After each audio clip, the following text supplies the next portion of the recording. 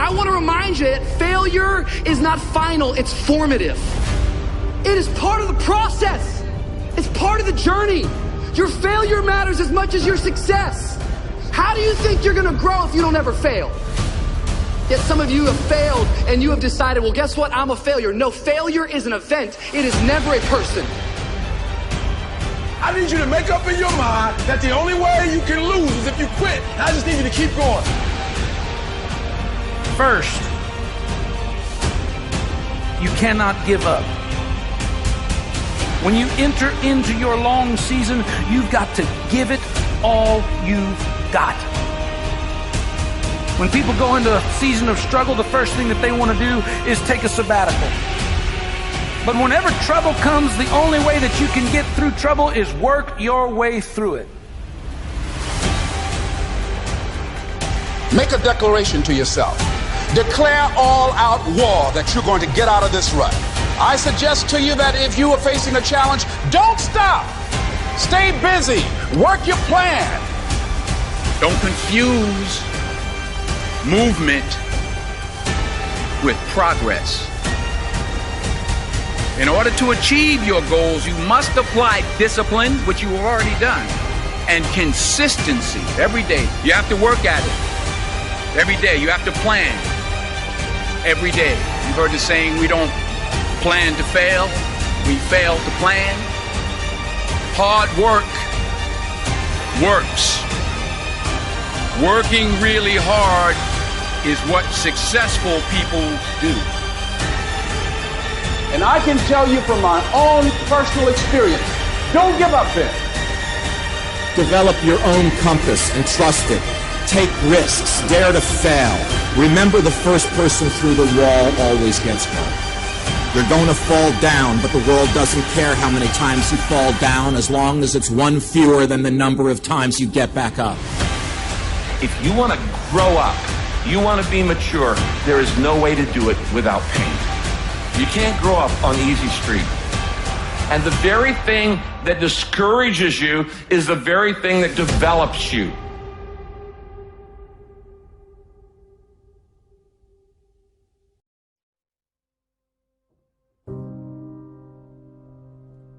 Make one room in your house as beautiful as possible. That's what I'm writing about now. I talked a lot already about the necessity of cleaning your room, which is, in some sense a foolish piece of advice because it seems so obvious, but it's not obvious at all. And you'll find if you try it, especially if you're in a household that's not very functional, that you'll encounter obstacles that you couldn't imagine existed while you're trying to put your life in order. And you can take your surroundings beyond order and move towards beauty, and that's unbelievably useful because while beauty calls people to their higher being, I would say, and to make friends with beauty is to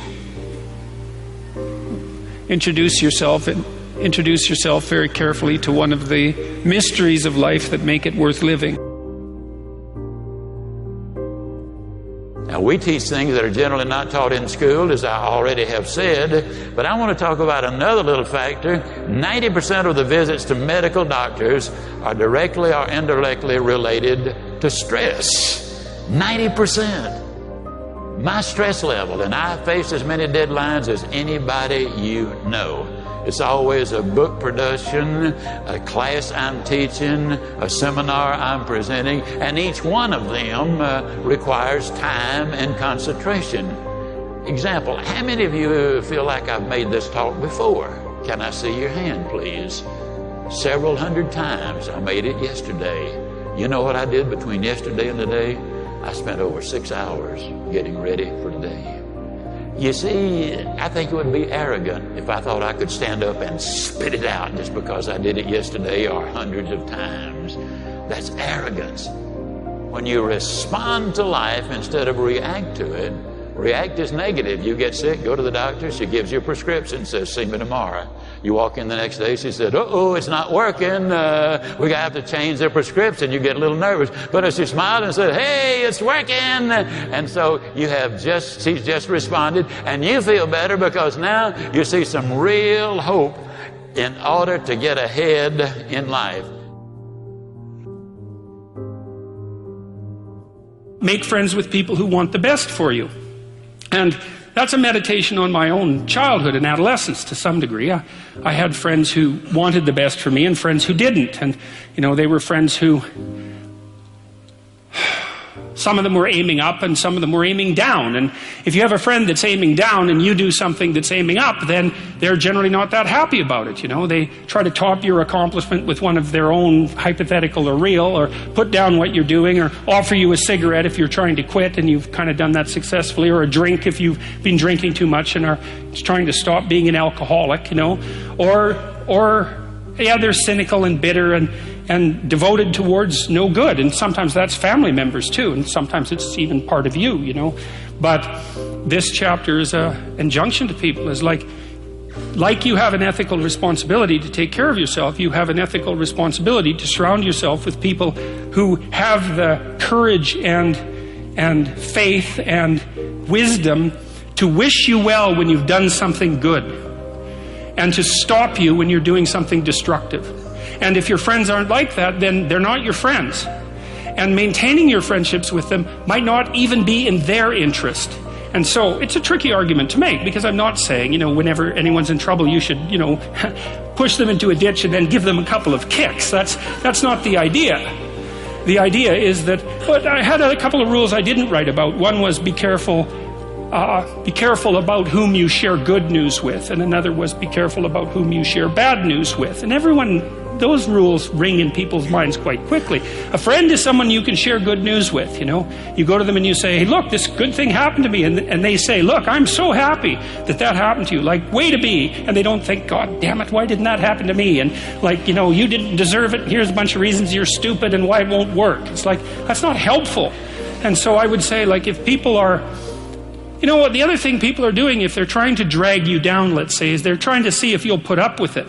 Because they have this idea that maybe life isn't worth living and things aren't good, and that if they can besmirch, let's say, to use an archaic term, something that's pristine and good, then they demonstrate to themselves that there is no true ideal and that there's no necessary reason to be responsible and to strive forward. And so they use you as a test case. I'll just push you down into the low lobster bin and see how you respond. And if you put up with it, then yeah, my cynicism is fully justified. If you take people and you expose them voluntarily to things that they are avoiding and are afraid of, that they know they need to overcome in order to meet their goals, their self-defined goals. If you can teach people to stand up in the face of the things they're afraid of, they get stronger. And you don't know what the upper limits to that are, because you might ask yourself, if for 10 years, if you didn't avoid doing what you knew you needed to do, by your own definitions, right, within the value structure that you've created, to the degree that you've done that, what would you be like?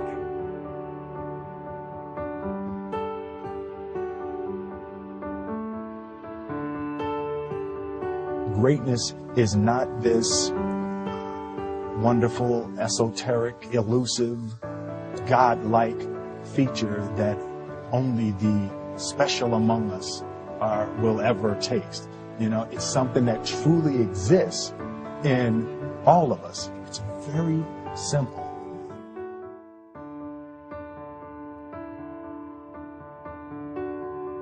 I told myself that this might be your current circumstances, but this will not be how the story ends. All you have to do, E.T., is to survive today.